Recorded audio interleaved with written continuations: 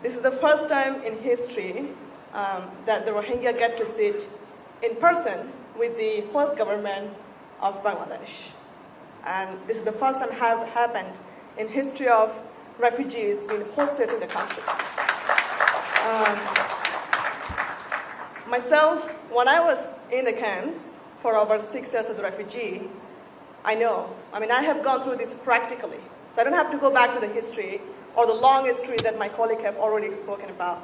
You understand the refugee life because we're here, and we know there's complex situations in Myanmar as well, and not the right time for us to talk about repatriation. To me, as someone who is coming from the ground, having spent many years in Cox's Bazar, and now part of diaspora, it sounds like very complicated when we talk just about the repatriation. Think through inside the country.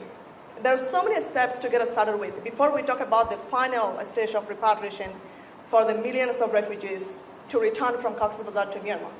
There are internally displaced people in our own country, being kept away, isolated somewhere.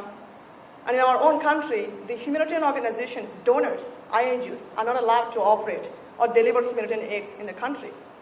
And people are starving, no water, no food. And someday they just got forced to leave their homes and hide somewhere else.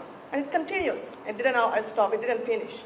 And we have seen tens of thousands of refugees have again arrived in Cox's Bazar, rejoined their families, existing families, especially starting from 4th of August last year until today.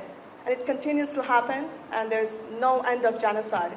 It not only happened in 2017, the government of Bangladesh and the host community have been allowing Rohingya to shelter in their land for more than decades now.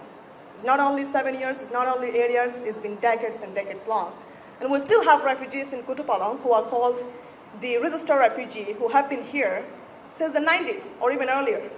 So I think it is time for us to think beyond the repatriation, beyond the refugee life. Where do I start actually? That's the first question to ask. Where do we start the repatriation?